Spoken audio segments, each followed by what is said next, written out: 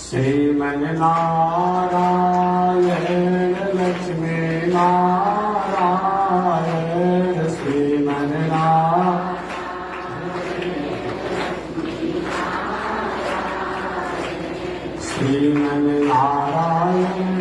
नारायण नारायण श्रीमन्नारायण नारायण श्रीमन्नारायण अवतारायण श्रीमन्नारायण अवतारा लक्ष्मी नारायण नारायण नारायण लक्ष्मी नारायण नारायण बोलिए श्री लक्ष्मी नारायण भगवान की। अनंताचार्य कृपया वेदांत द्वयपारगम रामकृष्णांग्रिसद्भक्तं विश्वक्सेन मुनिं भजे।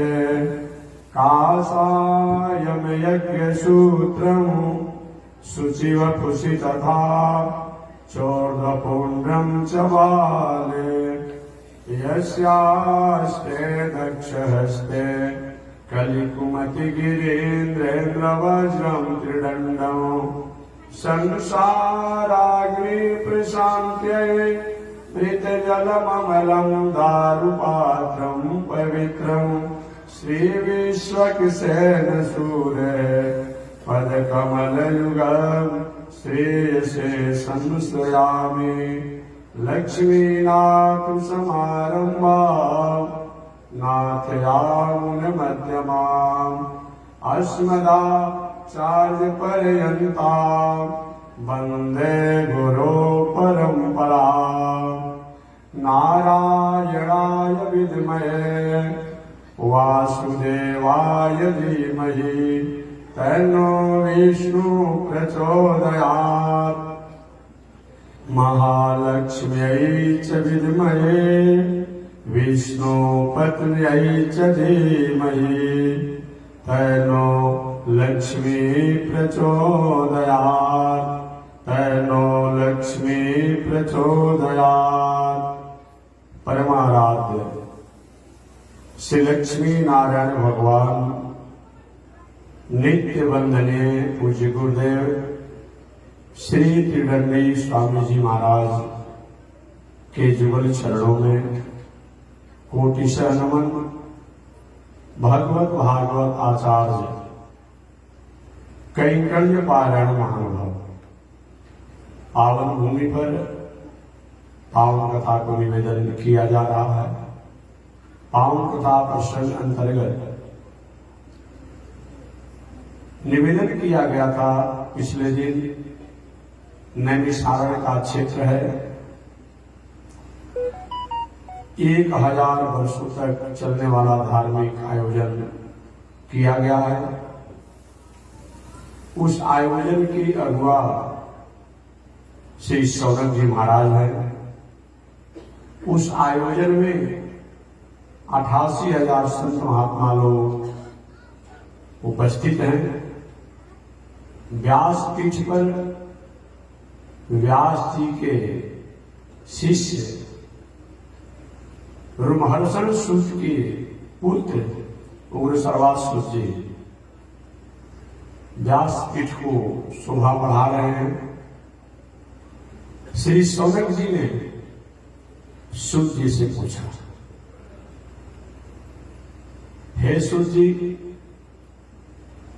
मानवों के कल्याण के लिए अनंत साधन बताए गए हैं, परंतु अनंत साधनों में सबसे सरल और सहज साधन क्या है, जिसके द्वारा हर मनुष्य अपने घर गृहस्थी परिवार पत्नी बाल बच्चों के साथ रहते हुए ही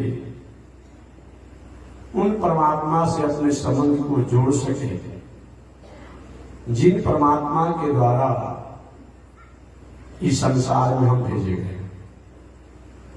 और शौनक जी ने 6 प्रश्न किए। 6 प्रश्न में सबसे प्रथम प्रश्न उन्होंने किया कि परमात्मा की प्रसन्नता, परमात्मा की प्राप्ति का क्या है। प्रसन्नता का मतलब यह होता है कि संसार में जब तक हम रहें, संसार के जो भी सुख हो उन सभी सुखों हमारे पास रहे। गृहस्थ आश्रम के 6 सुख बताए गए हैं, जो बहुत बार मैं निवेदन कर चुका हूं। अर्थागमो नित्यमरोगिता च प्रिया च भार्या प्रियवादिनी च वश्यस्य पुत्रो अथ करी च विद्या सदजीव लोके सुखानि राजन। एक गृहस्थ आश्रम का 6 सुख है। सबसे प्रथम घर में नीतिपूर्ण धन संपत्ति का आगमन होना, अर्थागमन। नित्यमरोगिता च आरोग्य और निरोग रहना, ये दूसरा सुख है। अर्थागमो नित्यमरोगिता च प्रिया च भार्या, घर में सुंदर पत्नी होना, ये तीसरा सुख है। प्रियवादिनी च, और उस पत्नी का सुंदर व्यवहार होना, ये चौथा सुख है। और आज्ञाकारी पुत्र होना, ये 5वां सुख है। और ऐसा पढ़ाई, घर में पढ़ाई होना चाहिए, विद्या जो धन को उपार्जन करने वाला हो। अथकरी च विद्या सदजीव लोके सुखानि राजन। इस संसारिक सुख गृहस्थ आश्रम में बताए गए। दूसरा सुख क्या है? विद्यानंद सुख। इस विद्यानंद सुख में हम शास्त्र धर्म के ग्रंथों को पढ़ करके अपने स्वरूप को पहचानने में हम परिपूर्ण होते हैं, सक्षम होते हैं।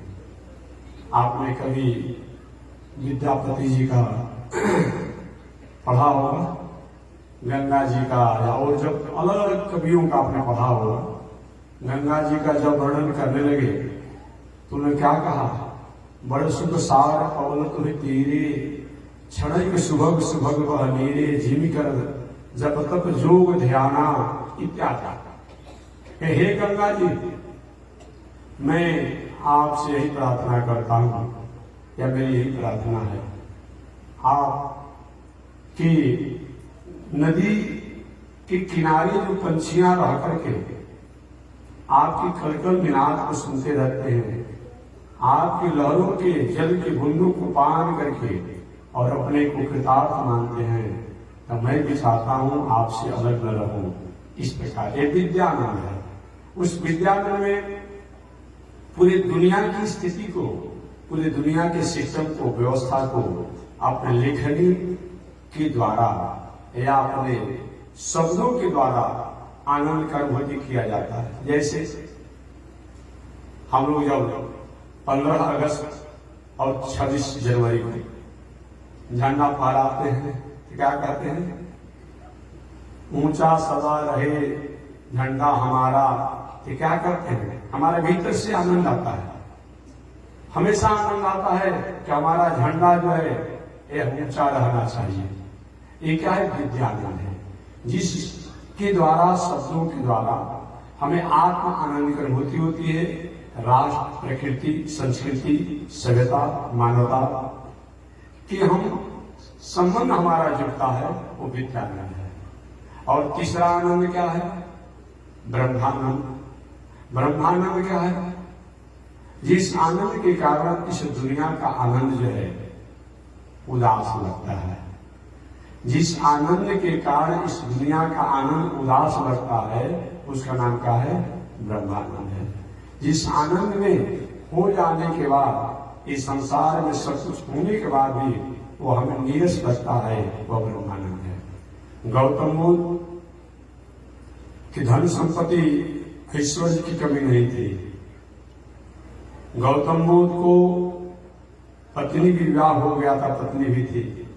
गौतम बुद्ध को पुत्र राहुल भी हो गया था, और फिर भी सबको त्याग करके गौतम बुद्ध अपने उस ब्रह्मानंद आनंद में जाकर के मग्न हो गए। ये तीसरा आनंद है। तो तीनों प्रकार के आनंद हमारे जीवन में हो, इसका नाम क्या है? भगवान की प्रसन्नता है। किसी के पास संसारिक 6 सुख जो है तो विद्यानंद नहीं है, परिवार का समन्वय नहीं है, परिवार में आपसी मतभेद बना रहता है। किसी के पास विद्या तो है, धन भी तो है, 6 प्रकार का सुख है, लेकिन धर्म के प्रति प्रवृत्ति नहीं है, संत के प्रति नहीं है, देवता के प्रति नहीं है, वो भी ठीक नहीं है। तो तीनों प्रकार के सुख अगर जीवन में संसार में प्राप्त हो, ये क्या है? भगवान की प्रशंसा है। तो सौनक जी ने सुत जी से पूछा कि हे सुत जी, इस संसार में जब तक रहा जाए तब तक से भगवान की प्रसन्नता हो। आज शरीर त्यागने के बाद, पंचभौतिक शरीर त्यागने के बाद भगवान के धाम को प्राप्त किया जाए, भगवान को प्राप्त किया जाए, इसके लिए भक्तों को क्या करना चाहिए? श्री वैष्णवों को क्या करना चाहिए? जो भक्त हैं, श्री वैष्णव हैं, उनको क्या करना चाहिए? या धार्मिक व्यक्ति को क्या करना चाहिए? इन 5 प्रश्नों को सुनकर के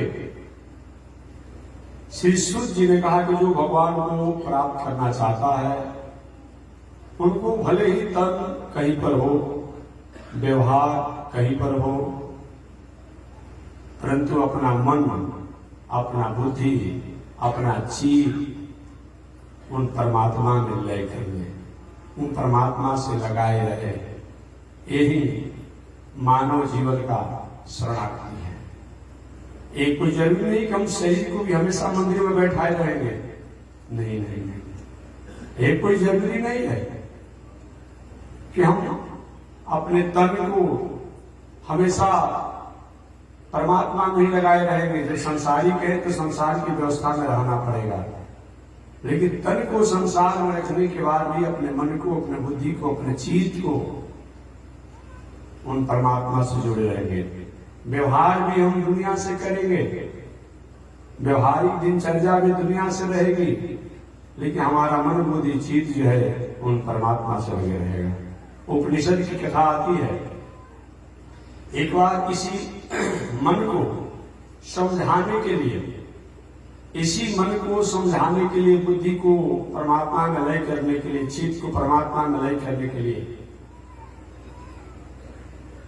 विदेह राज जनक जी ने एक धार्मिक अनुष्ठान किया और उसमें घोषणा की विदेह राज जनक जी कि जो हमें चंद समय में, अल्प समय में, बहुत थोड़े समय में आत्मज्ञान प्राप्त करा देगा, भगवत ज्ञान प्राप्त करा देगा, भगवान की आत्म आनंद की अनुभूति करा देगा, उसको मैं आधा राज दे दूंगा।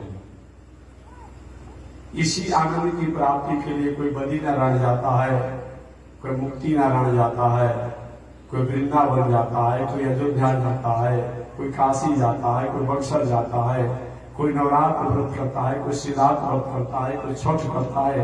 हम दुनिया में जो भी पूजा पाठ, यज्ञ, दान, तीर्थ व्रत करते हैं उस भगवत आनंद की अनुभूति के लिए। लेकिन ये कोई जरूरी नहीं है कि हम तीर्थ में ही जाकर के केवल भगवत आनंद की अनुभूति करेंगे। अपने घर पर रह करके भी, अपने परिवार पत्नी में रह करके भी, अपने बाल बच्चों के साथ रह करके भी हम उन भगवत आनंद की प्राप्ति कर सकते हैं। कैसे कर सकते हैं?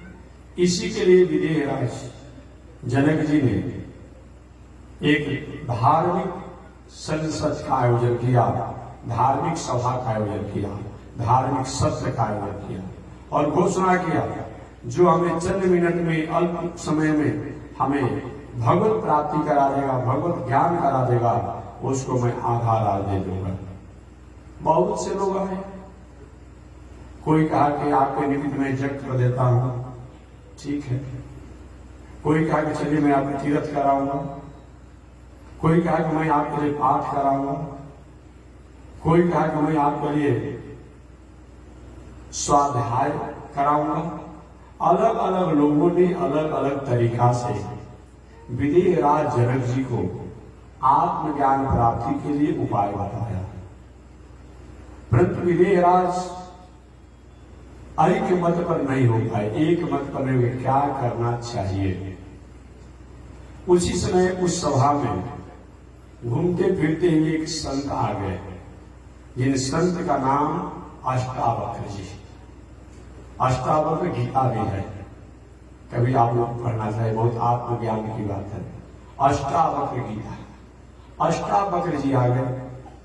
अष्टावक्र जी व्यवहारिक रूप में 8 अंगों से टेढ़ा है, बाहरी व्यवहारिक रूप में 8 अंगों से टेढ़ा है, इसलिए उनका एक नाम अष्टावक्र है। अष्टावक्र जी आ गए, सब लोग ने स्नान किया, उनका समादर किया और विदेहराज जनक जी ने बैठाया। अब बैठाया तो जो भी सभा में लोग थे, कोई डिलीट था, कोई पीएचडी था, कोई साधना की ऊंचाई पर था, कोई तपस्या की ऊंचाई पर था, कोई विद्वता की ऊंचाई पर था, कोई उम्र की ऊंचाई पर था, तो कोई योग की ऊंचाई पर था। अब आपस में कहा सुनी करने लगे, कहना कुछ जिसको आप कहते हैं। अब तो बाबा आ गया तो समाधान हो ही जाएगा। एक दस मानो व्यंग बोलने लगे लोग और सब लोग हंसने लगे। संत महात्मा किसी पर नाराज होता ही नहीं है, और कहीं अनिति होती है तो संत महात्मा चुप भी नहीं लगाता। और जब सभा में लोग आकार हंसने लगे बिना कोई घटना का, बिना कोई चित्रण का, तो अष्टावक्र जी के मन में हो सकता हमको देखकर तो नहीं हंस रहे हैं लोग, भावना को समझ गए सभा के शायद यही देखकर लोग हंस रहा होगा। अब अष्टावक्र जी नाराज हो गए, हे विदेहराज, मैं तो समझता था कि तुम ज्ञानी हो, विदेहराज कहलाते हो, ज्ञानी हो, तो शायद ज्ञानियों को तुम बुलाए होगे, लेकिन आज मैं समझ गया कि तुम भी मूर्ख हो और जितना आए हुए सभा में सब लोग महामूर्ख हैं। एक ही शब्द में सारे लोगों को चुप कर दिया। अब सब लोग अवाक कर गए, एक ऐसा संत है, सबको एक ही झोंक में करे सब महामूर्ख है। विदेहराज जो आयोजन किए, आयोजक है, इनको भी मूर्ख कह दिए, महामूर्ख। कुछ देरों के बाद विदेहराज ने कहा, प्रभु मैं आपकी भाषा को नहीं समझ पाया, इसमें बड़े बड़े साधक हैं, तपस्वी हैं, विद्वान हैं, ज्ञानी आए हैं और सबसे अपने मूर्ख और महामूर्ख हमको कहते कोई बात नहीं, आप संत हैं, लेकिन सबको आपने मूर्ख कर दिया। अष्टावक्र के मूर्ख नहीं है तो क्या है, ये मूर्ख नहीं है तो क्या है लोग। हमारे बाहरी शरीर को 8 अंगों से जो टेढ़ा है, इसको देखे उन्होंने परख लिया। ये तो चाक का परीक्षक है ना, ये इंद्रियों के परीक्षक है ना, ये महामूर्ख नहीं तो और क्या है। अगर हमारे भीतर क्या ज्ञान है, क्या सत्ता है, क्या शक्ति है, क्या स्थिति है, इसको अगर जाने होते लोग तो हंसते। विदेहराज की क्षमा मांगे सबके तरफ से, प्रभु क्षमा किया जाए, सबके तरफ से मैं क्षमा मांगता। शांत हो अष्टावक्र। अच्छा ये बताओ, ये आयोजन क्यों किया है, इतने लोगों को बुलाया क्यों है, बताओ। कि प्रभु मेरी इच्छा है, अल्पकाल है, बहुत से विघ्न है, अनेकों शास्त्रों के अनेकों ऋषियों के अनेक मत है, मैं चाहता हूं चंद मिनट में अल्प समय में आत्मज्ञान प्राप्त करना। कौन सा ऐसा उपाय है जिसके द्वारा आत्मज्ञान को प्राप्त किया जा सके। अष्टावक्र जी ये बताओ, कोई भी चीज जब लेना होता है तो या तो सामान को लेकर के देना होता है, या तो पहले दे करके तब लिया जाता है। जैसे खेती आप कर रहे हैं तो खेत में पहले आपने बीज डाल दिया, खाद डाल दिया, श्रम आप लगा दिए, और तब ना आपको बाद में फसल होगा। 1 महीना, 2 महीना, 3 महीना, 4 महीना के बाद पृथ्वी में जो कुछ हम डालते हैं तो बाद में हमें प्राप्त होता है। और एक होता है कि जब हो जाता है तो बाद में हम देते हैं। जैसे दुकान पर कहीं आप गए, आपने सामग्री ले लिया, सामान ले लिया, और सामान लेने के बाद तब जो पूंजी होता है उसमें सब पैसा दे देते हैं, ये होता है। ये बताओ तुम क्या चाहते हो, दे करके लेना चाहते हो कि ले करके देना चाहते हो। जनक जी ने गुरु जी कौन अच्छा होगा, कौन अच्छा होगा, ले करके देना अच्छा होगा कि दे करके लेना अच्छा होगा। देखिए, दे करके लेने में हर क्षण हर पल में उसके प्रति हमारी तन्मयता रहती है, हमारी तन्मयता रहती है कि हमारा इतना श्रम लगा है, इतना पैसा लगा है, इतना समय लगा है तो हमेशा इतना होना चाहिए, हमेशा उसका पता रहता है। जैसे आप खेती करते हैं तो 4 महीना तक क्या करते हैं, रात दिन खेत की चिंता बनी रहती है, इतना खर्चा लग गया, इतना क्विंटल बीघा होगा कि नहीं होगा, काठा होगा कि नहीं हुआ, रात दिन चिंता लगी रहती है। कहीं और भी व्यापार में आपने कहीं कोई पैसा रुपया लगा दिया, इतना खर्चा मैंने कर दिया, इतना लाभांश होगा कि नहीं होगा। तो जो दे करके लिया जाता है उसमें तन्मयता बनी रहती है, और ले करके देने में थोड़ा सा करके भी हमें उदासी हो जाती है। अच्छा आप भाग रहे हैं, दिए नहीं जाएगा क्या। कभी कभी किसी के बकाया ज्यादा ज्यादा सामान ले लिए कहीं से, आपको किसी दुकानदार से, अब उसमें पैसा नहीं दिए, कहेंगे लेकिन चीज कभी याद नहीं आते, कोई भाग रहे हम दे न देंगे, इसमें थोड़ी सी हमें ढिलाई हो जाती है। लेकिन जब किसी को लगा करके हम लेना चाहते हैं तो हमेशा उसमें तन्मयता बनी रहती है। अष्टावक्र जी ने कहा कि दे करके लेने में आनंद है। तो ठीक है गुरु जी, मैं दे करके ही लूंगा, दे करके लूंगा, मांगिए क्या मांगना चाहते हैं। अष्टावक्र जी ने कहा कि जो तुम्हारा अपना चीज हो, जो तुम्हारा अपना चीज हो, जिस पर तुम अपना अधिकार रखते हो, वो हमें दान दे दे। कि गुरु जी मैंने तो पहले संकल्प लिया था कि आधा राज दूंगा, लेकिन अगर हमको आप ज्ञान प्राप्त करा देंगे तो अभी मैंने निर्णय कर लिया कि पूरा राज ही आपको दे दूंगा। अष्टावक्र जी ने कहा कि महामूर्ख भाई, हमेशा महामूर्खता की बात करता है। प्रारंभ में तुमने आकार हमको देकर के हंसा और सब कुछ समझाया तक नहीं, और दूसरी बार महामूर्खता की बात करता है। अरे शरीर में इस धन में तुम्हारा क्या है जो तुम हमको देना चाहते हो? धन तुम्हारा है क्या? तुम्हारे इस पृथ्वी के कोई राजा था कि नहीं था? इस धन संपत्ति इस राज में तुम्हारा क्या है जो हमको तुम देना चाहते हो? ये राज तुम्हारा है। ये दुनिया में कितने लोग आए, कितने लोग चले गए, कितने लोग राजा बने, कितने लोग चले गए। हमेशा एक श्लोक में कहता हूं, धनानि भूमो पशवस्य गोष्ठे नारी द्वारे जना शमशाने। धनानि भूमो, ये धन संपत्ति यही पृथ्वी पर आ जाती है, किसी के साथ जाती नहीं है। बहुत कुछ करने वाले लोग होंगे, 2-4 करोड़ रुपया 10-20 करोड़ रुपया कहीं जमा भी किए होंगे, अगर मरेंगे ऐसा नाती बेटा पोता नहीं करेगा कि कम से कम 1-2 लाख का चेक हाथ में दे देगा कि बाबा का पॉकेट खर्चा मार में काम करेगा। आज पे कभी आपने सुना है क्या? हम तो नहीं सुने हैं कि बाबा को पॉकेट खर्चा के नाम पर कम से कम 1-2 लाख रुपया का चेक दे दिया, सोना चांदी दे दिया। भले सोना चांदी पहने होंगे बाबा दादा तो 100 रुपये काट लेता है, ले लेता है, घोष वाला भाई भीड़ भाड़का में भूल मत जाए। बताइए होता है ऐसा? नहीं होता है। धनानि भूमो, ये धन संपत्ति यही रह जाती है। पशवस्य गोष्ठी, गाड़ी घोड़ा और कुछ चीज है वो या तो तिजोरी में या तो अपनी जगह पर ही रह जाते हैं। धनानि भूमो पशवस्य गोष्ठी नारी द्वारे। अरे जिस पत्नी के इशारे पर दिन को दिन नहीं समझते हैं, रात को रात नहीं समझते हैं, जब विवाह होता है तो रात में बुझाता है क्या?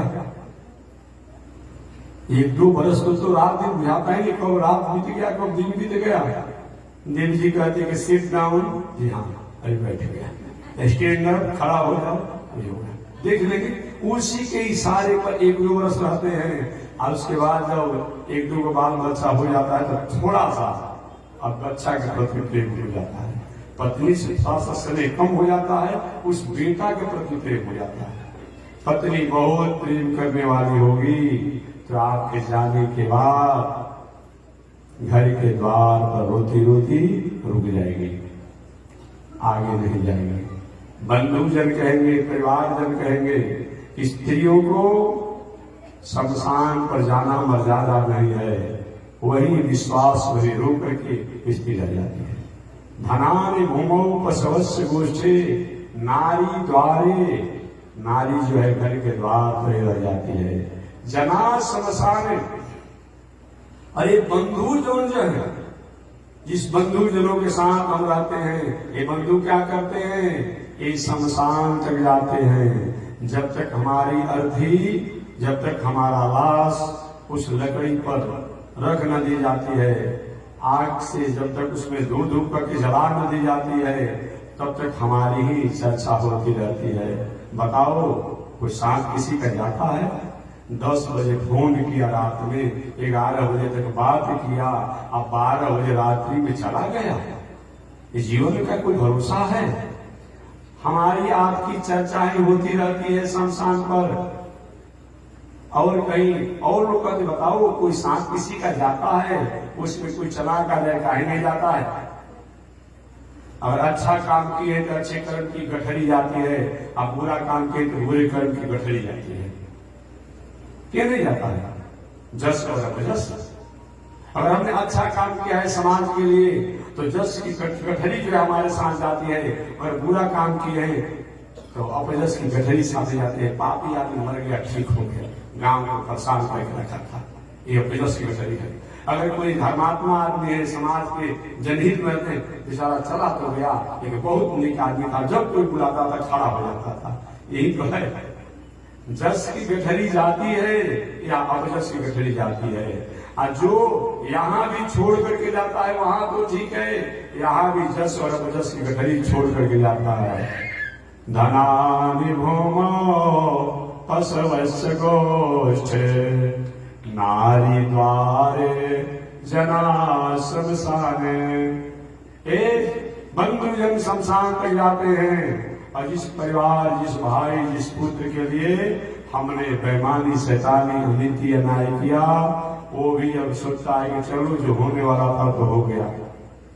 बाबा को मरना था मर गए, बाबू को मरना था मर गए, भाई को मरना था मर गए, पत्नी को मरना था मर गई। और क्या करता है, वो भी लकड़ी की चिता बोल के उसमें आग धरा करके परिक्रमा करके 5 बार। अब यही चिंता रहती कि जल्दी लाश जल जाता तो हम सब जितने बंधुजनों को लेकर के आए हैं समय से वापस लौटा देते, नहीं तो भाड़ा पर गाड़ी करके लाए हैं, 2 दिन का भाड़ा देना पड़ेगा। कोई साथ में जाता होता नहीं है। एक और कथा हम नहीं कहते हैं, हम लोग बक्सर में रहते हैं, अब देखते हैं बक्सर में एक लाश अभी जला नहीं तो दूसरा लाश आकर के लाइन में लग जाता है। महाराज हमारा बारी है, अभी दूसरा जलना का पूरा नहीं हुआ, तीसरा आ जाता है। हम देखते रहते हैं रोज वहां पर। कभी कभी तो कुछ लोग वहां झगड़ा करने लगता है शमशान पर, हमारा बंटवारा ही हो जाना चाहिए तो लाश जल गया। ये भी हम लोग कभी कुछ सुनते हैं, अपने आप नजदीकी में लोग बसे है ना बक्सर में, कभी ये भी देखने को सुनने को मिलता है, यही बंटवारा हो जाएगा तो लाश जलेगा। कोई किसी के साथ जाता नहीं है। धर्मानुगच्छित जीव एक लोका, एकमात्र हमारी नैतिकता, हमारी मौलिकता, हमारी संस्कृति, हमारा संस्कार, यही हमारे साथ जाता है और कोई चीज साथ जाता होता नहीं। अष्टावक्र जी ने विनय राज जनक जी से कहा, जनक जी बताओ, तुम कहते हो मैं अपना धन दे दूंगा, इस धन में तुम्हारा क्या है भाई? तुम्हारे बाप दादा की परंपरा से धन संपत्ति राज है, ये तो तुम इसका भोग किए हो, ये पृथ्वी आपका है। आज से 500 वर्ष पहले इस पृथ्वी का मालिक कोई दूसरा था, आज से 200 वर्ष पहले इस पृथ्वी का मालिक कोई दूसरा था, आज से 100 वर्ष पहले इस पृथ्वी का मालिक कोई दूसरा था, अभी पृथ्वी का मालिक कोई दूसरा है, और आज के 100-200 वर्षों के बाद इस पृथ्वी का मालिक कोई दूसरा हो जाएगा। आपका है, आपका होता था कि साथ रहा था। अष्टावक्र ने कहा धन संपत्ति और राज में तुम्हारा क्या है? जो तुम्हारा अपना चीज हो, ये हमें दो। अब तो विजय राज जी थोड़ा सा अस्थिर हो गए। ये धन पर हम लोग अहंकार करते हैं, धन ले ही नहीं रहे महात्मा।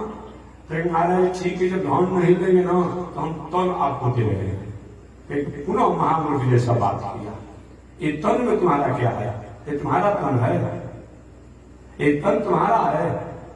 क्षिति जल पाव गगन समीरा पंच रचिते अधम शरीर। ये पृथ्वी का अंश है, जल का अंश है, वायु का अंश है, आकाश का अंश है, अग्नि का अंश है। जिन्हीं से प्राण निकलता है, आत्मा निकलती है, ये शरीर काम लायक रहता है।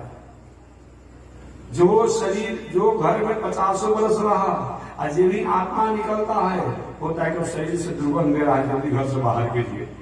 और बताइए 50 वर्ष तक जिस घर में आपने सूता, रहा, खाया, खेला, सब किया, केवल प्राण को निकलने के बाद, आत्मा को निकलने के बाद लोग कहते हैं भाई जल्दी श्वास को बाहर निकालिए, और नहीं तो घर में भूत जैसा लग रहा है।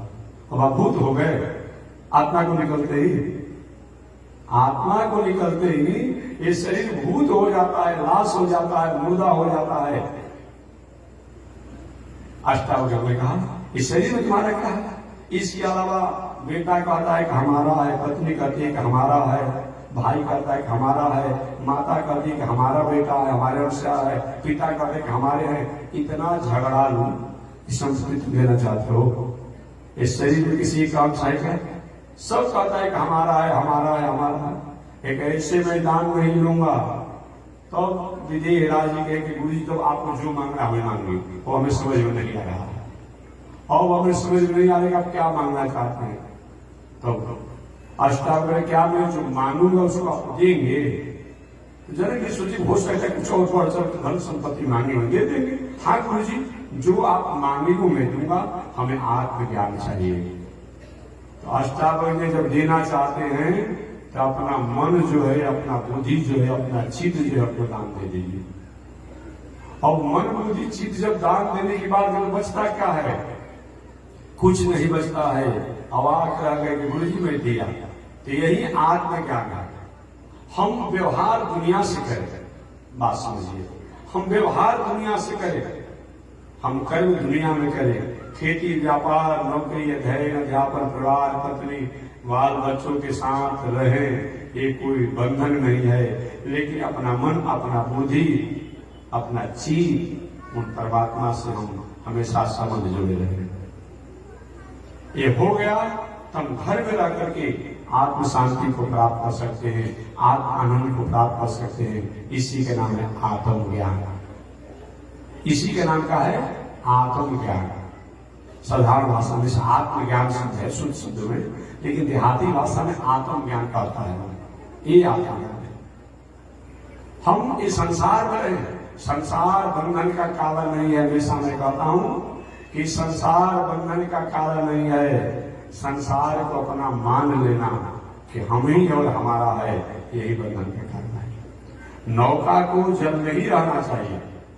नौका को जल से बाहर निकाल दिया जाए, नौका फूट जाएगी, टूट जाएगी, बिगड़ जाएगी, कोई उसका महत्व नहीं है। लेकिन नौका में अगर जल भर जाए तो नौका जल में डूब जाएगी।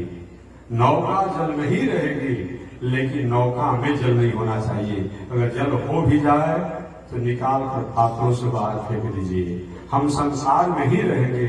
संसार की वस्तु व्यवस्था में हम उससे अलग नहीं हो सकते, कोई अलग नहीं हो सकता है। हम कर्तव्य करें, व्यवहार करें, कर्म करें, लेकिन अपने मन को, अपने बुद्धि को, अपने चित्त को उन परमात्मा से, उन सत्य से हम उनमें स्थापित करें, उनसे संबंध रखें। यही आत्मज्ञान है, यही आत्मज्ञान। श्री सूत जी ने कहा कि हे समय ऋषि, आपने कहा उन परमात्मा की प्रसन्नता के लिए क्या करना चाहिए, या उन परमात्मा को प्राप्ति के लिए क्या करना चाहिए।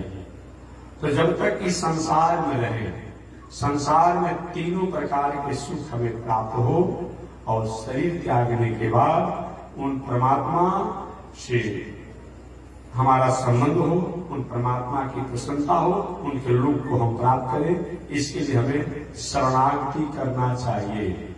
शरणागति माने जो मैंने बताया कि आत्मसमर्पण, कल व्याख्या भी मैं कर चुका हूं। आत्मसमर्पण, आत्मसमर्पण माने सब कुछ हमारा है, सब हम करने वाले। घर हमने बनाया, दलान हमने बनाया, मकान हमने बनाया, सब कुछ हमने किया। लेकिन ये माने कि करते हो कन्हैया मेरा नाम हो रहा है, प्रभु आपकी कृपा से सब काम हो रहा है। हम घर पूरा दलान तो ठीक बना रहे हैं, अभी छत का ढलैया बाकी है, आके वही से स्विच दबा देगा तो ढलैया कराएंगे हम कि अधिक को छोड़कर भाग जाएंगे। तो करा रहा है तब हम घर बना रहे हैं। ये विचार करते हुए हमें शरणागति करनी चाहिए। अर्थात हम संसार के व्यवहार में रहें, संसार के कर्तव्य में रहें, संसार के कर्म में रहें, लेकिन अपने मन बुद्धि चित्त को उन परमात्मा से हम लगाए रहे और हर कर्मों को परमात्मा की भावना मान करके हम करें, बस यही शरणागति है। एक बार कहीं मैंने कथा आपको सुनाया था। देखिए, भक्ति में और साधना में ये कोई बात नहीं कि सारा धन संपत्ति खेत पधार ले जाकर कहीं भगवान के मंदिर में लिख दीजिए, जीएस स्वामी के मठ को लिख देंगे तभी आप भक्त पालाएंगे। ऐसी बात नहीं है। हमारी भावना उनके प्रति होनी चाहिए। समय से कभी कभी आप दान पुण्य भी करिए, कोई बात नहीं है, लेकिन भावना जरूर होना चाहिए। एक बार मैंने बताया था कि बद्रिकाश्रम में एक संत घूम रहे थे बद्रीनारायण में। अचानक एक मजदूरा मंदिर का काम कर रहा था, कुछ खर्च करके। महात्मा जी ने स्वभाव बस प्रेम में पूछा, बेटा क्या करते हो? मजदूरा ने कहा, तुम्हें दिखाई नहीं पड़ता मैं क्या करता हूँ? जाओ आगे बढ़ो। क्या करते हो? काम नाना कुछ नहीं है, दूसरे का खाते हो, दूसरे का बस क्या करते हो? जाओ आगे बढ़ो। मजदूरी करके वो क्या करता है? माता ने, बेटा मैंने तो यही पूछा तुम क्या करते हो, इसमें नाराज होने की क्या बात है? ठीक है, जाओ आगे बढ़ो। आगे बढ़ेगा महात्मा जी। दूसरे कुछ ही आगे बढ़े, दूसरा मजदूरा काम कर रहा था कि बेटा क्या करते हो? उस मजदूरा ने कहा, बाबा पेट का सवाल है, परिवार का सवाल है, रोटी का सवाल है, कपड़ा का सवाल है, तो पेट के लिए, रोटी के लिए, परिवार के लिए मैं मजदूरी कर रहा हूं। ठीक है, आगे बढ़े तो तीसरा एक मजदूरा काम कर रहा था, वो भी मंदिर में काम कर रहा था। तीनों मजदूरी मंदिर में ही काम कर रहे थे अलग अलग। बेटा क्या करते हो? मजदूरा ने कहा, बाबा भगवान ने बहुत बड़ी कृपा किया है, मजदूरी तो हम कहीं कर सकते थे। अब देखिए, मजदूरी हम कहीं कर सकते थे, लेकिन भगवान ने अपने, ऐसे तो हमारे पास समय नहीं है, मैं गरीब आदमी हूँ, ऐसे हमारे पास समय नहीं है, भगवान ने बहुत बड़ी कृपा किया है जो अपने सेवा में हमें बुला लिया है। तो सेवा करता हूँ, मजदूरी करता हूँ, और मजदूरी द्वारा जो हमें मिलता है परिवार का भरण पोषण करता हूँ, और भगवान की सेवा भी हो गया। एक तो जो मिला मजदूरी रूप में, वो परिवार का भरण पोषण करता हूँ। ये क्या है? यही शरणागति है, यही शरणागति है। शरणागति में किसी वस्तु का त्याग नहीं किया जाता है।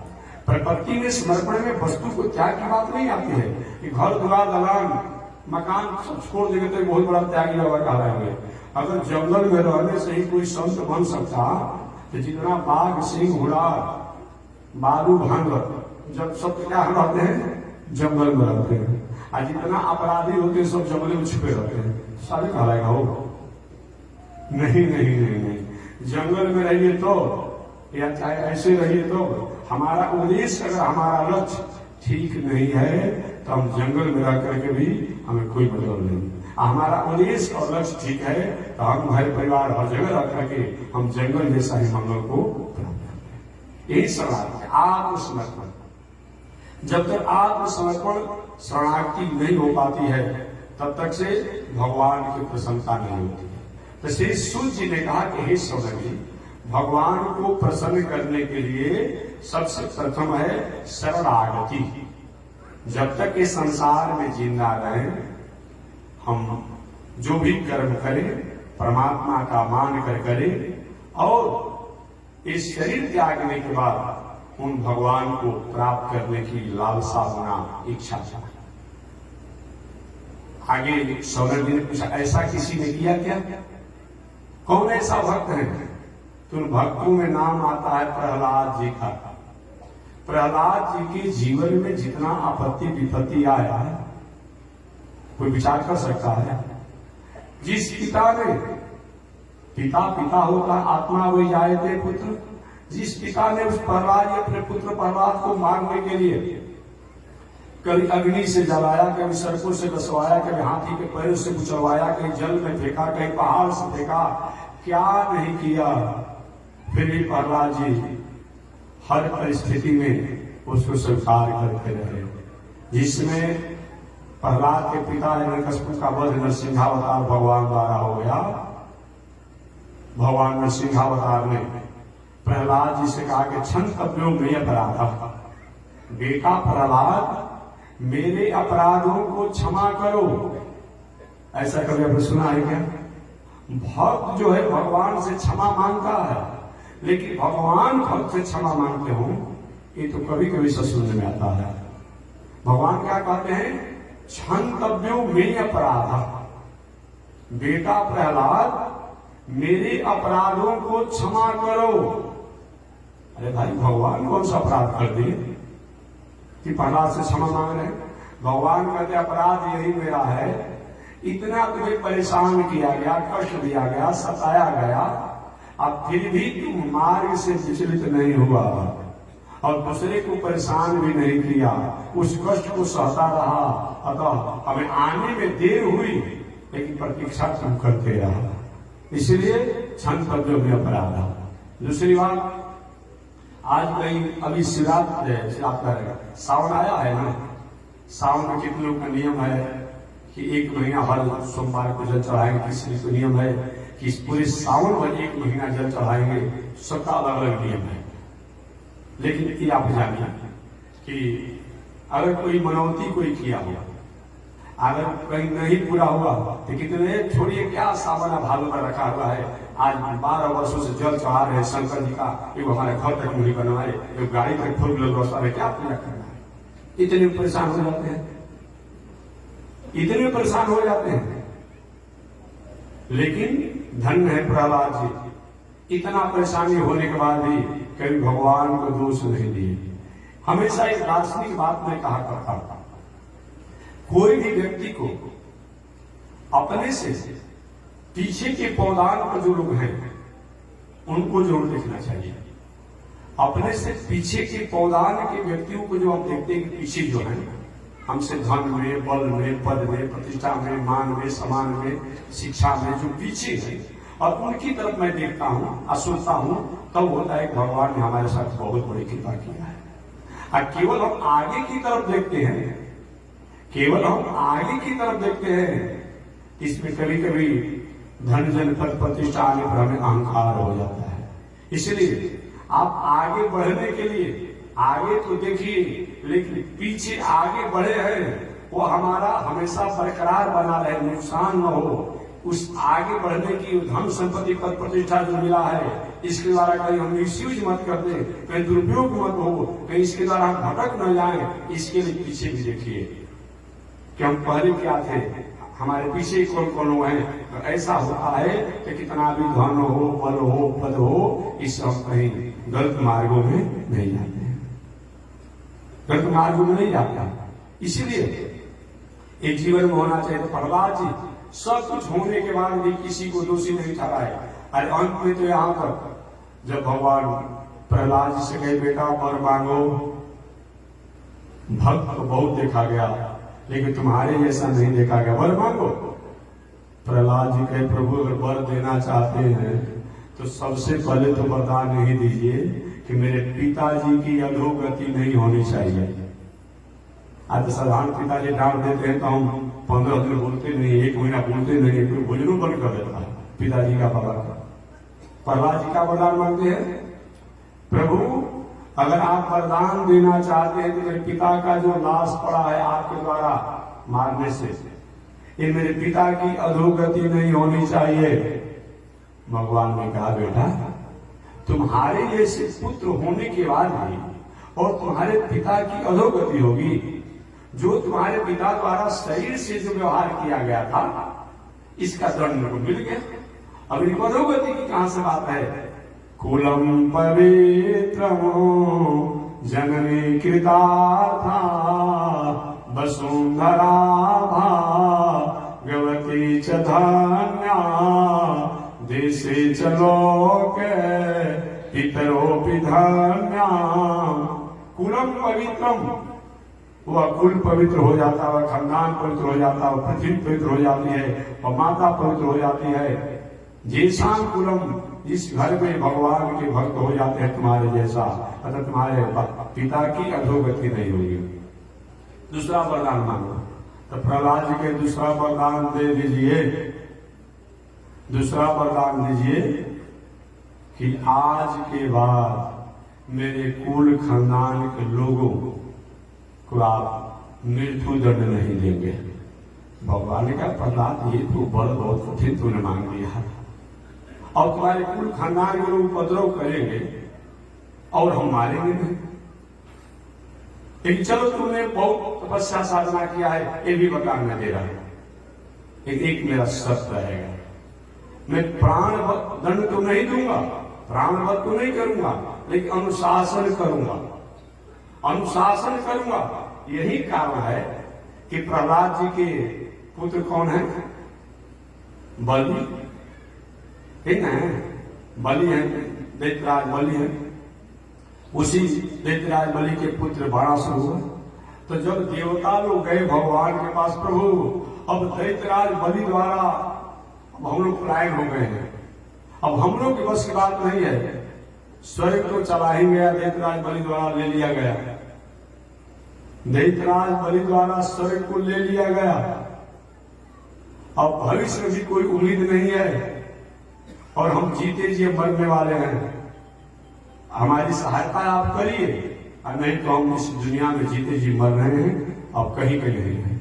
भगवान ने कहा देवताओं, देखो दैत्यराज बलि के वंशी प्रहलाद जी को हमने वरदान दे दिया है कि और आपके पूर्ण खानदान में प्राण वध नहीं करूंगा, अनुशासन करूंगा। तो मैं दैत्यराज बलि से संग्राम तो नहीं करूंगा, क्योंकि प्रहलाद जी को मैंने वचन दिया है, मैं दैत्यराज बलि से संग्राम नहीं करूंगा, मारूंगा नहीं, मृत्यु दंड नहीं दूंगा, हम अनुशासन करने के तरीका अपनाऊंगा। प्रभु तो कौन सा अनुशासन करेंगे बता दीजिए, हम लोग को विश्वास हो जाए, नहीं हो सकता है कहीं आप भूल पड़ जाएंगे। भगवान ने कहा मेरे जीवा है, आप जाइए विश्वास हो जाइए। वही भगवान ने क्या किया, यही बक्सर में कश्यप अदिति महातप की कश्यप अदिति तपस्या करके वही भगवान जो है वामन रूप में प्रकट हुए। आप प्रगट वामन रूप में होकर के दैत्यराज बलि जो जग कर रहा था, अब जग जब कर रहा था वही वामन भगवान गए, दैत्यराज बलि गए, ब्रह्मचारी जी देखने से मालूम पड़ता है कि कई लोग का ईश्वर वैभव आप ही हैं। मैं पहले तो संत महात्मा ब्राह्मण को आदर नहीं करता था, लेकिन जब से संत महात्मा का आदर किया, ये मेरा खोया हुआ राज आ गया, तो मैं दान भी करने में हिचकिचा नहीं हूं, संकोच नहीं करता हूं। अब मेरे पास जो आ जाता है, जिसको मैं दे देता हूं, अब उसको पीढ़ी दर पीढ़ी दूसरी जगह मांगने की आवश्यकता नहीं पड़ती है। आप ब्रह्मचारी जी है ना? हाँ ब्रह्मचारी जी है, आए हैं मेरे जग के अवसर पर, आपको जो मांगना है सो मांगना। ब्रह्मचारी बावन भगवान कहे मांगे तो किसके लिए मांगे, मांगे तो किसके लिए मांगे? महाराज हमें कुछ नहीं चाहिए, जहां जाते हैं वहां सोनी देते हैं, जहां जाते हैं भिक्षा मिल ही जाता है, और क्या चाहिए? नहीं कुछ तो मांगना पड़ेगा, आपने द्वार पर आए तो बावन भगवान के जब देना ही चाहते हैं। तो मैं कभी कभी पूजा पाठ जग इत्यादि करता हूँ, मैं जग करता हूँ, महाराज जाके मेरे खेत में खाली कीजिए, यहाँ जग सारा बना दिया, आपने खेती करना है और खेत खाली करना पड़ता है, मेरा ठान घोरा रह जाता है। तो हमको कम से कम 3 पग भूमि दे दीजिए, 3 पग भूमि दे दीजिए। बड़े जोरों से दैत्यराज बलि ने हंसा, अरे तुम ब्रह्मचारी हो, तुम्हारी बुद्धि भी ब्रह्मचारी जैसा ही आई है, ये 3 पग में क्या करोगे? ये 3 पग मांगने के लिए मेरे मुंशी मैनेजर से तुम जाकर मांग सकता था, हमसे मांगने 3 पग आए हो, क्या करोगे इसमें? कहेंगे देखिए देना है तो 3 पग दीजिए, और लेना भी होगा तो मैं 3 पग लूंगा, इससे बेसी नहीं लूंगा। अच्छा तो ठीक है, 3 पग में क्या करेंगे? कि 1 पग भूमि जो होगा उसमें बैठेंगे, आसन लगाएंगे, और 1 पग भूमि में जो है कुंड बनाएंगे, और 1 पग भूमि में जो है ये हवन के समान जो है इत्यादि को रखेंगे, इसी बेसी क्या नहीं होगा। बड़े जोरों से हंसा, ठीक है जहां से मन करे तहां से ले लो। नहीं ऐसे नहीं चलेगा कि अभी आप दान दे दिए, आपका कुल खानदान कब्जा कर लेगा कि बाबूजी को लिखा पढ़े थोड़े किए थे, आज तो लिखा पढ़े जो कोई कब्जा हो रहा है। स्कूल, अस्पताल, अनाथालय, गौशाला, मठ, मंदिर, जहां जहां जो दिया, और उन्हीं का कुल खानदान नाती पर नाती जब कब्जा कर रहा है, ऐसे नहीं चलेगा महाराज। ये लिखा पढ़ी होना चाहिए। तो पहले के जमाने में संकल्प जो था वही लिखा पढ़ी था। अरे संकल्पों में नहीं कहा जाता है क्या नाम है, कौन देश है, कौन गोत्र है, कौन लेने वाला, कौन देने वाले में लिखा पढ़ी में होता है। कौन खरीद रहा है, कौन बेच रहा है, ये होता है ना, कौन दे रहा है। आज यही होता है कि महाराज जब तक रजिस्ट्री नहीं होगा संकल्प रूप में तब तक मैं नहीं लूंगा। दैत्यराज ब्राह्मण जब से आए हो तब तो तुम झंझट कर रहे हो, अब 3 पग भूमि लोगे वो लिखवा कर लोगे। हाँ महाराज बिना संकल्प काम नहीं लेंगे। तो ठीक है चल, जब तुम कहते तो संकल्प हो जाए। और ये भी संकल्प के लिए दैत्यराज बलि अपना कमंडल लाया, कमंडल से जल गिराने लगा। अब जल गिर ही नहीं रहा है, जल नहीं गिर रहा है। इधर दैत्यराज बलि के पुरोहित जी आचार्य जी शुक्राचार्य जी जाकर कान में कहे, इनको पहचान रहे हैं, ये बामन तिरपन नहीं है, ये ब्रह्मचारी ब्राह्मण नहीं है, ये साक्षात विष्णु है, बामन का वेश बनाए हैं। 3 पग में आपका सारा संपत्ति ले लेंगे और धन संपत्ति दे दीजिए, सोना चांदी पाना फरा जो कुछ देना हो, गाय घोड़ा सब दे दीजिए, लेकिन भूमि दान मत दीजिए। दैत्यराज बोले गुरु जी हम जो कह चुके इसका क्या होगा, हम जो वचन दे चुके हैं अब इसका क्या होगा, क्या मेरा वचन झूठा हो जाएगा। शुक्राचार्य कहे कि कहां कहां कह करके थोड़ा सा इधर उधर हो जाने पर भी दोष नहीं लगता है। अगर झूठ मत बोलिएगा लोग, इन्हें एक सामने को चलो अगर लोग मंत्री मिल गया, ये बात मत कीजिएगा। कहां कहां झूठ का दोष नहीं लगता है, ये हम नहीं कहते हैं, ये दैत्यराज बलि का पुरोहित शुक्राचार्य का वाक्य है, ये किसी देवता का वाक्य नहीं, भगवान का वाक्य नहीं है। कहां कहां लड़की के विवाह करने में अगर झंझट हो रहा है, कहीं डाका उटा का चल रहा है, कहा भाई हम तो विवाह करेंगे तो 5 फीट 3 इंच कम से कम होना चाहिए, 5 फीट 6 इंच होना चाहिए। कहीं कंप्यूटर से इधर उधर 2-3 इंच बढ़ भी जाए कोई दोष नहीं है, बात समझ गए, दोष नहीं लगेगा। पढ़ाई लिखाई में थोड़ा सा भले हालांकि काम खोजिएगा बहुत, लेकिन अगर विषम परिस्थिति आती हो तो पढ़ाई लिखाई में नहीं, हमको तो ऐसा चाहिए वैसा, तो थोड़ा सा 19-20 चाहिए, कहीं 8वां क्लास पास है और मैट्रिक का सर्टिफिकेट चाहिए तो देख कर कहीं इधर करके अपन कुछ काम बना लीजिएगा। हाँ, यहाँ पर क्योंकि नहीं होगा विवाह नहीं होगा, नहीं होगा विवाह नहीं होगा। तो जो विवाह शादी के रूप में कन्या हो तब, लड़का हो तब, अब तो कुछ दिन के बाद लड़की के विवाह पर समस्या समाज के लिए बन ही रहा है, लेकिन आगे आने वाले समय में ऐसा होगा बहुत लड़का लोग का विवाह में समस्या बन जाएगा, लड़का लोग का विवाह में समस्या बन जाएगा। जो आज इसका कारण ये हमारी माताएं हैं। एक बात मैं जरूर आप लोगों से निवेदन करूंगा, आप लक्ष्मी स्वरूपा हैं, थोड़ी सी अपनी बातों पर ध्यान दें कि जो आज अविवाह शादी जिन माताओं का हो गया है, 5 लड़का है, अब 5 लड़का नालायक है, उसके प्रति थोड़ा भी इनको क्षोभ नहीं है, और 2-3 गो लड़की लगातार हो जा रही है तो सब देवी देवता के रोना शुरू कर देती है। काय भगवती जी, काय महादेव जी, काय हनुमान बाबा, हम इतना पूजा पाठ किया, हमारा 3 लड़कियां दे दिया।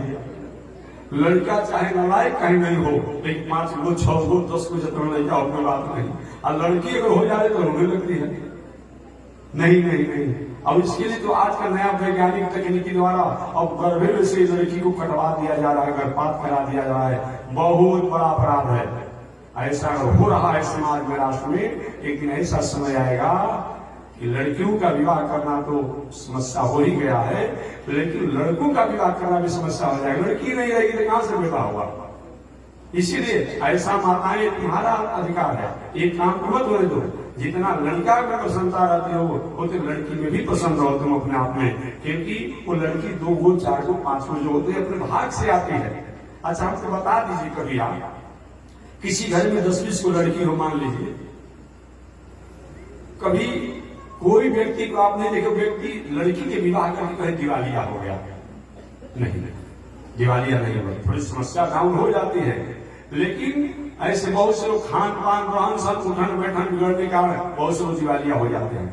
वो अपने भाग से आती है, जहां जाएगी उसका भाग उज्जवल होगा। इसलिए कभी भी गर्भपात, गर्भ में जो लड़की जान करके हत्या करा दिया जा रहा है, 3 प्रकार का पाप लगता है गर्भ के बालक की हत्या कराने पर।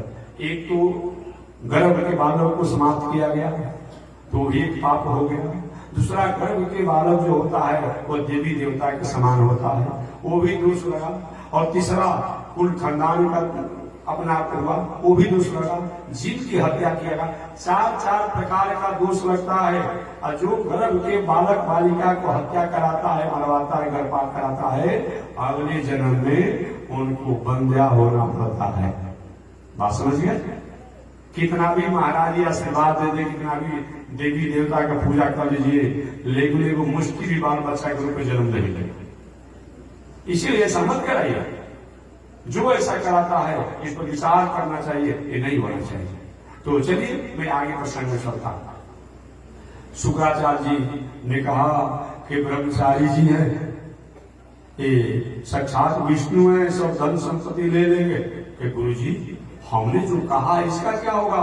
तो शुक्राचार्य कहां अपने वचन को कह करके आप पीछे हट जाने पर भी दोष नहीं लगता है। एक तो कन्याओं के विवाह में अगर झंझट आ रहा हो तो थोड़ा सा 19-20 व्यवहार करने से वो क्या होता है, वहां दोष होने पर भी दोष लागू नहीं होता। दोष तो है ही लेकिन लागू नहीं होता है। दूसरा, प्राण संकट है। कोई अपराधी है, आपको घेर लिया मारने के लिए, तुम्हारा ही नाम है, साफा करी मेरा नाम भी नहीं, मेरा गांव वहां नहीं है। उस प्राण संकट के समय अगर कहीं हो तो वहां भी अगर कुछ आगे पीछे बोल दिया जाए, अपने वचन को आगे पीछे हो जाए तो दोष नहीं लगता है। और जीविकोपार्जन में व्यापार इत्यादि करने में थोड़ा सा 19-20, लेकिन इसका मतलब ये नहीं कि हमेशा मैं कहता हूं किसी अपने 100 रुपए के सामान में खरीदा, कोई दुकानदार हो तो स्वाभाविक वो क्या कहेगा, देखिए भाई हम 150 रुपया में खरीदे हैं, लेकिन आप हम 100 रुपया बदलेंगे, आप हमारे आदमी हैं। खरीदा है कितना में? 100 रुपया में। 100 रुपया में सामान खरीदा है, दुकानदार कोई है तो अजू बेचेगा भाई मैं 150 रुपया पर, देखिए मैं आपसे कसम खा रहा हूँ 150 रुपया पर खरीदा हूँ, लेकिन आप हमारे आदमी हैं इसलिए मैं आपको 125 दे दूंगा। तो क्या हुआ? 25 रुपया तो फायदा हुआ। जीविकोपार्जन, हाँ एक काम मत कीजिए कि अब गेहूं बेचना है, गेहूं में मुश्किल फेंट भेजिए, आप आलू फेंट भेजिए, एक काम मत कीजिए। हाँ ये नहीं होना चाहिए। दूध बेचना है, दूध में पूरा पानी फेंट भेजिए। पानी का एक हिसाब होता है कि भाई कितना पानी होना चाहिए। हाँ सरकार ने इस चीज को किया है भाई कितना को कितना माना जाएगा, और बेचना होता है तो कितना इसमें कूड़ा करकट सब उसको माफ किया जाता है। तो ये सब बिजनेस व्यापार जीविकोपार्जन में अगर थोड़ा सा 19-20 हो जाए तो बहुत दोष नहीं लगता है। दोष तो लगता है, बहुत दोष नहीं लगता है। तो विवाह शादी में, जीविकोपार्जन में, प्राण संकट में, राष्ट्र की रक्षा करने में, राष्ट्र की रक्षा करना हो वहां पर थोड़ा सा कुछ बोलने में कहने में हो जाए और राष्ट्र की रक्षा हो रहा होना चाहिए। और धर्म की रक्षा करने में हो रहा है वहां भी नहीं। और किसी मर्यादित नारियों की मर्यादा को रक्षा करने में, अगर कोई मर्यादित नारी है, कोई इसकी मर्यादा को चंचल करना चाहता है, भंग करना चाहता हो, वहां पर थोड़ा सा 19-20 बोलने से अगर उसकी मर्यादा का रक्षा हो जाता हो तो दोष नहीं लगता हो। और कोई संत महात्मा के भी मर्यादा को रक्षा करना हो, वहां थोड़ा 19-20 बोलने से कुछ होता हो, वहां भी दोष नहीं लगता है। इस प्रकार शास्त्रों में बताया गया है। या जिसको दान देने के बाद अब हमारे पास आगे चल करके पुनः दान देने की न बचे, वैसा दान का महत्व नहीं है। दान देना चाहिए कि जो हम दान दे रहे हैं बाद में मेरे पास कोई आवे तो उसको मैं देने की क्षमता हो। शुक्राचार्य कहे कि अगर आप दे देंगे तो तीनों पग का आपको चाहेंगे तो एक ही पग में सब नाप लेंगे, फिर आपके पास कुछ रहेगा नहीं। इसलिए सोना चांदी और सब दे दीजिए, इनको भूमि मत दीजिए। दैत्यराज बल्ले का महाराज जब आप कहते हैं साक्षात विष्णु हैं, आज जब ये आए हैं लेने के लिए, सारा दुनिया को ये देते हैं, आज हमारे यहाँ लेने के लिए आए हैं तो हम नहीं मुकरेंगे, हम पीछे नहीं हटेंगे, हम तो दान देंगे। तब शुक्राचार्य जी ने अपने जजमान देकर बलि को साथ दे दिया, जाओ श्री विहीन हो जाओ, लक्ष्मी से विहीन हो जाओ। गुरु जी साफ संकार है लेकिन वचन से मैं नहीं मुकरूंगा। फिर भी जजमान के प्रति इतना स्नेह था शुक्राचार्य को कि जो दैत्यराज बलि का कमंडल था, उस कमंडल के टोटी में भाई सूक्ष्म रूप बनाने वाले थे, छोटा रूप बना करके उनके कमंडल की नली में घुस गए एक रूप में। और जब जल गिरा रहे हैं तो गिरी नहीं रहे दैत्यराज बलि। बावन भगवान कह रहे राजन, आपने इतना दान पुण्य किया है, दान पुण्य में इतना आपने संकल्प किया है कि जल गिरते गिरते कमंडल के नदी में काई लग गया है, ये हमारा कुशा ले लीजिए आसन वाला जो है, और थोड़ा अपने कमंडल की नली को साफ कर दीजिए। और वही जो कुशा दिए बावन भगवान और दैत्यराज बलि ने चढ़ी वो कमंडल के नली को साफ करना चाहा तो शुक्राचार्य सूक्ष्म रूप उसी में थे और उनका एक आंख जो है गोविंदाय नमो नमो फूट गया जी। अब समझिए, और शुक्राचार्य के अब वो जाने ही जाने बीच में हमारा आंख फूट गया, हमारा आंख फूट गया, बाहर निकले। और दैत्यराज बलि ने संकल्प किया, आप जानते होंगे, और बावन भगवान कैसे कहां से नापे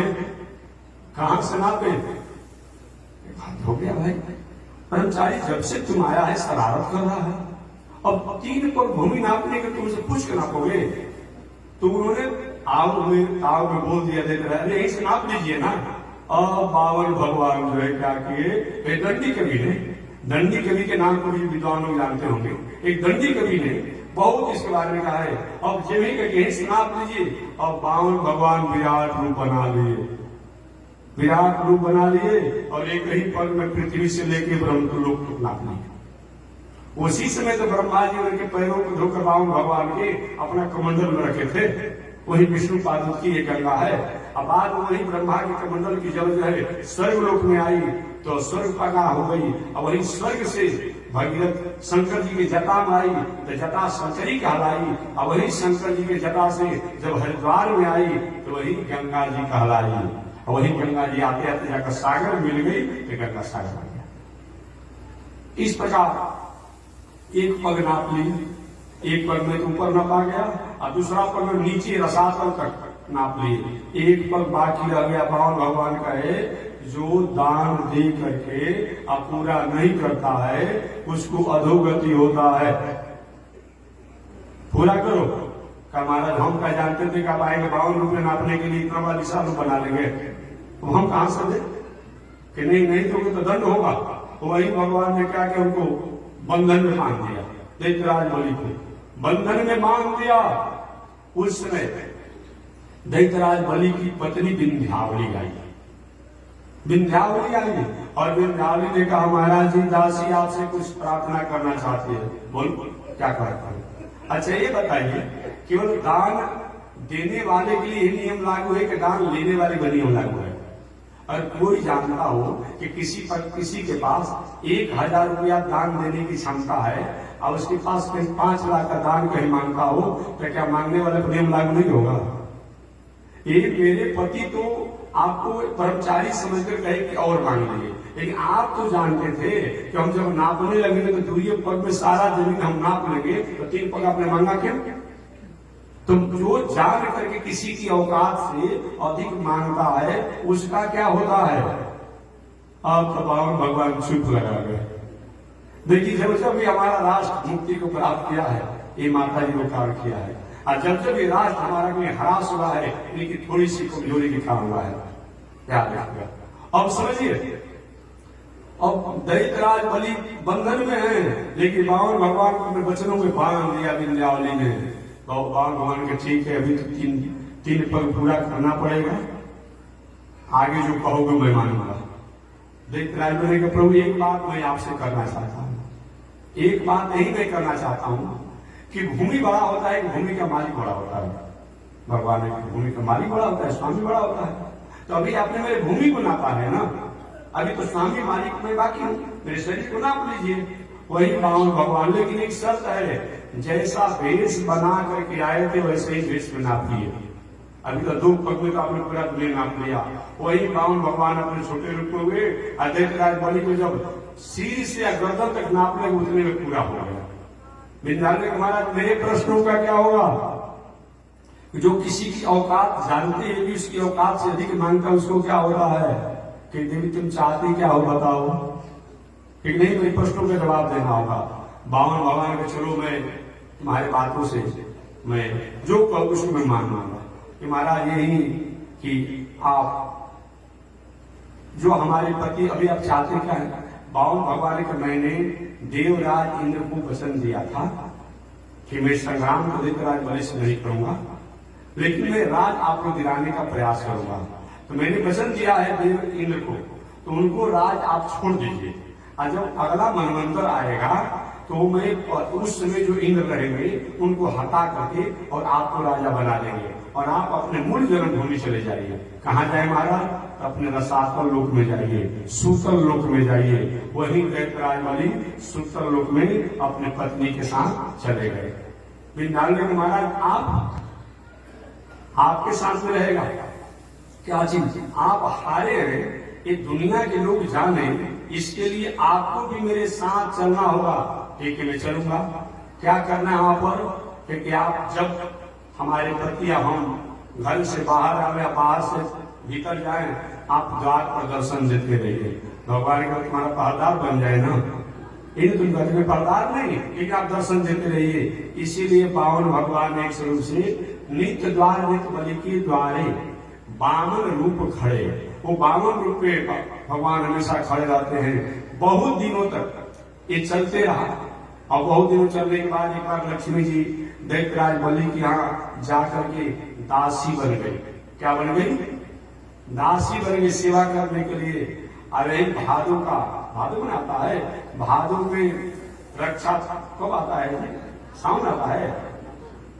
रक्षाबंधन कब होता है? सावन में होता है।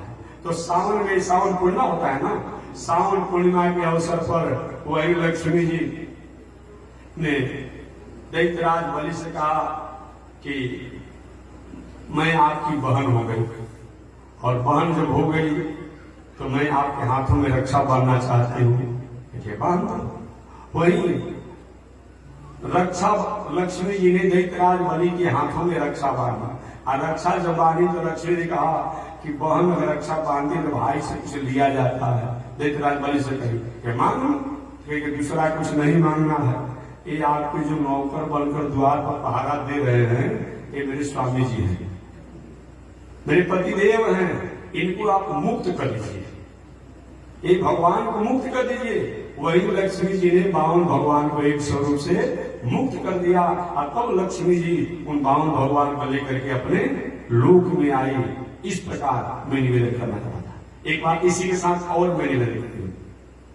यहाँ तो ये हो गया शुक्राचार्य के महाराज, आप लोग तो दोनों आदमी समझौता कर लिया, मेरा आंख फूट गया। मेरे बारे में क्या विचार हो रहा है? बावन भगवान ने कहा जो दूसरे के लेन देन में और दान दक्षिणा में जो इस तरह से बाधा पहुंचाता है, विवाह में, शादी में, पूजा में, पाठ में, जप में, तीर्थ में, व्रत में, उनकी यही हाल होती है। तो महाराज मेरे ऊपर कृपा कीजिए। तो ठीक है, जाइए शुक्राचार्य जी, आपने जजमान के लिए काम किया है तो आपको आशीर्वाद है। और दुनिया में लोग अगर काना हो जाएंगे तो उनके दर्शन करने पर बहुत समस्या संकट आने की संभावना रहती है। आज नाराज मत होगा, आगे भी फिर मिले जो काना कहते हैं ना, माने कान व्यक्ति में कहीं जा रहे हैं रास्ते में, कहीं अचानक दिखाई पड़ जाए तो बहुत संकट समस्या आने की बात है। लेकिन शुक्राचार्य जी कैसे हैं कि कान होने के बाद भी जब तक इनका दर्शन नहीं होता है तब तक से मांगलिक काम होता ही नहीं है। अभी क्या चल रहा है? अभी शुक्र अस्त है। क्या है अभी? अभी शुक्र अस्त है, और शुक्र अस्त है तो सारा विवाह शादी सब कुछ बंद है ना। आज ये भी जब शुक्र जब हो जाएंगे तो विवाह शादी चालू हो जाएगा। ये भगवान ने आशीर्वाद दिया कि हे शुक्राचार्य जी, और दुनिया के लोग अगर एक आंख वाले हो, काना हो, तो उनके दर्शन करने से संकट हो सकती है, लेकिन आपका जब तक दर्शन दुनिया के लोग नहीं करेंगे तब तक उनका मंगल काम शुरू नहीं होगा।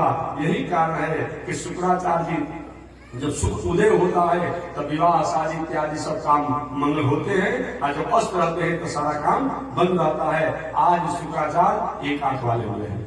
इस प्रकार मैं निवेदन किया। आगे तो मैं निवेदन करना चाह रहा था कि भगवान कहते हैं कि मैंने उनके कुल खानदान को आशीर्वाद दे दिया है, भगवान ने नहीं दिया। आगे देखिए, बाणासुर दैत्यराज बलि में परंपरा में हुआ, उसकी 20 को पूजा थी। भगवान श्री कृष्ण के वंशज ने नाम अभी कोई याद नहीं है, उस बाणासुर की बेटी जिसका नाम था उषा, उस उषा से विवाह हुआ। अब विवाह हुआ तो बाणासुर ने क्या किया, और भगवान श्री के वंशज को बंधन में जेल में बंद रख दिया था। पहले बलराम जी ने आकर समझाया, अरे भाई विवाह शादी हो गया, अब काहे को विवाह कर रहे हो। अंत में नहीं माना तो संग्राम हुआ बाणासुर भगवान श्री कृष्ण बलराम जी। उसी समय शंकर जी आ गया बाणासुर का पक्ष लेकर के, मेरा चेला है, मैंने वरदान दिया है, आप नहीं कुछ कर सकते हैं। शंकर जी में भगवान श्री कृष्ण में संग्राम हुआ और अंत में शीतल ज्वर, उष्ण ज्वर इत्यादि हुआ। अंत में भगवान श्री कृष्ण ने एक ऐसा बाण मारा जो शंकर जी जड़ा करके बुखार जो आता है आया और गिर गए।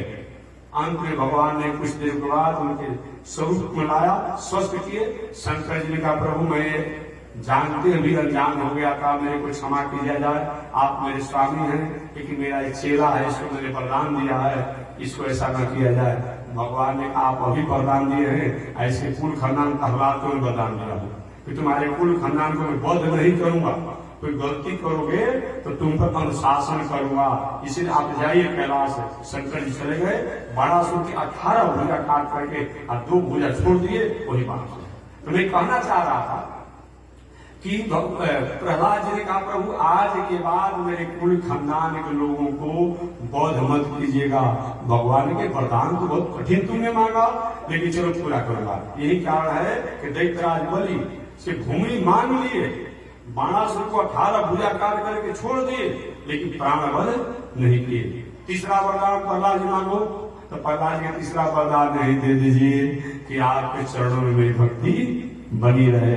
इस प्रकार यही प्रपत्ति है, यही शरणागति है। तो श्री सूत जी ने कहा कि भगवान की प्रसन्नता के लिए, भगवान की प्राप्ति के लिए अनंत साधन है, लेकिन अनंत साधनों में भगवान के भक्तों को भगवान की शरणागति करनी चाहिए। शरणागति माने आत्मसमर्पण, माने हमारे पास सब कुछ हो, लेकिन सब कुछ होने के बाद भी यही मानना चाहिए यह भगवान का है, भगवान ने कृपा किया है तब हमको दिया है। यह अगर हम करते हैं तो हम निश्चित रूप से संसार में भगवान की प्रसन्नता को प्राप्त करके और शरीर त्यागने के बाद भगवान के पाके अधिकारी बनते हैं। दूसरा प्रश्न हुआ कि मानव का श्रेष्ठ साधन क्या है। 6 प्रश्न है ना, तो मानव का श्रेष्ठ साधन क्या है। तो मानव का श्रेष्ठ साधन जो है, शास्त्र के जो सार है, शास्त्र ने जो कहा है, उन शास्त्र में कहे हुए आचरण को अपने जीवन की आचरण में उतारना। मनमुखी ढंग से कोई हमें आचरण नहीं करना, यही शास्त्र का सार है। अर्थात शास्त्र ने जो परमात्मा की प्राप्ति के लिए, जो सत्पथ पर चलने के लिए हमें मार्ग बताया है, अब उस पर रहना। अब ये नहीं कि आजकल नया नया धर्म, कोई कहता है शंकर जी के मंत्र ले लीजिए, भैरव बाबा के ले लीजिए, काली जी के ले लीजिए, दुर्गा जी के ले लीजिए, और कुछ भी खाएंगे पिएंगे तो कोई हर्ज नहीं। शास्त्र में जो आचरण करने को कहा उस आचरण को करना। शास्त्र ने जिस आचरण को निषेध किया किताब में लिखने के बाद उसको नहीं करना, इससे क्या होता है, यही शास्त्र का सार है, यही मानव का परम लक्ष्य है, यही श्रेय है कि जो ग्रंथों में, शास्त्रों में हमें सत्पथ पर चलने के लिए, सन्मार्ग पर चलने के लिए जो प्रेरणा प्राप्त होता है उसको करना। 3 प्रकार का काम होते हैं, प्रिय मार्ग होता है, एक श्रेय मार्ग होता है। प्रिय मार्ग हमें प्रिय लगे, श्रेय मार्ग हमारा हितकारी हो, मंगलकारी हो, उसको श्रेय मार्ग कहते हैं। तो प्रिय मार्गों को त्यागना और श्रेय मार्गों को स्वीकार करना, यही मानव का एक है, श्रेय साधन है। तीसरा प्रश्न है कि उन परमात्मा की प्राप्ति के लिए हमें क्या करना चाहिए। तो उन परमात्मा की प्रसन्नता के लिए एकमात्र मानव को उन परमात्मा से ही अपने संबंध को जोड़ना चाहिए। ये दुनिया में प्रेम सबसे खड़े, व्यवहार सबसे खड़े, लेकिन समर्पण उनके प्रति होना चाहिए। और अगले प्रश्न हुआ कि भगवान श्री कृष्ण इस संसार में क्यों आए। धर्म की स्थापना के लिए आए, संतों को कृतार्थ करने के लिए आए और दुष्टों को संहार के लिए आए। अगला प्रश्न हुआ कि भगवान के कितने अवतार। तो भगवान के अनंत अवतार है। भक्त इसकी व्याख्या कल मैं करूंगा। भगवान की अनंत अवतार है।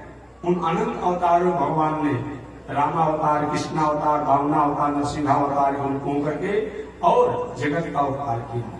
आगे होगा कि भगवान के जाने के बाद, अपने लीला शरीर को त्यागने के बाद धर्म किसकी शरण रहता है? तो भगवान को अपने लीला शरीर को त्यागने के बाद धर्म जो है 4 जगह रहता है।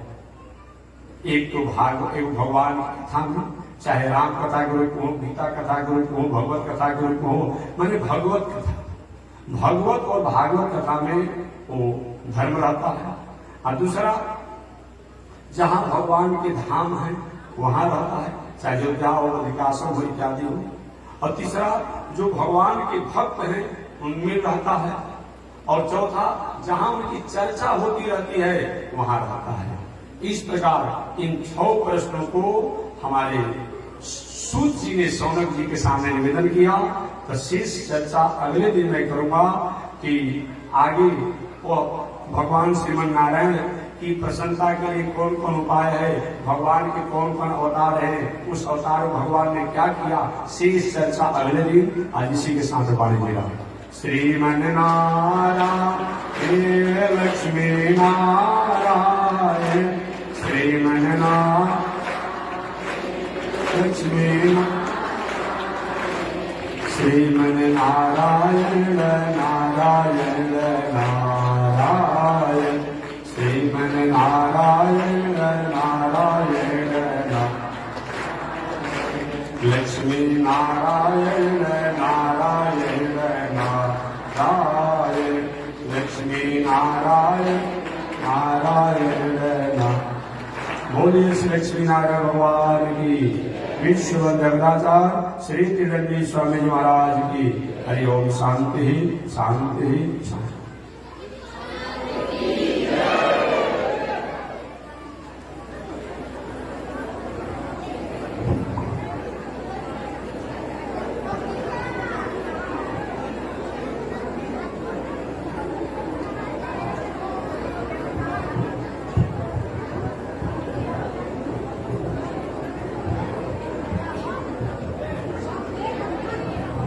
ओम चंद्रमा मनसो जातः, चक्षो सूरजो अजायत, श्रोत्राद्वायुष प्राण समुखादनिरजायत, श्रीशते लक्ष्मी सवदन्या बहुरात्रे, पार्श्वे नक्षत्राणि रूपमस्मिनो व्यातम्, विषय निगाढा भूमयि गाढ, सर्वलोकं मयि गाढ, कासायं यज्ञसूत्रं शुचिवपुषि दधा, चोर्ध्वपुण्ड्रं सवाले, यस्यास्ते दक्षस्ते कलिकुमति गिरीन्द्रेन्द्रवज्रं त्रिदण्डं, संसाराग्नि प्रशान्ते वृतजलममलं दारुपात्रं पवित्रं, श्रीविश्वक्सेन सूरे फलकमलयुगं, श्रीयसे संश्रयामि अमरे आलयथोदश्चलमतिरसोय्याप्रसवभो, कृतघ्नो दूरवाणि स्मर परवशो वञ्चनपर, विसंसापापेश कथमामितो दुर्गजलदे, कपारारुद्रेण तव परिचरेयं शरणयो। लक्ष्मी नारायण भगवान की, विश्व जगदाचार्य श्री त्रिदंडी स्वामी महाराज की। हरि ओम। शांति शांति शांति।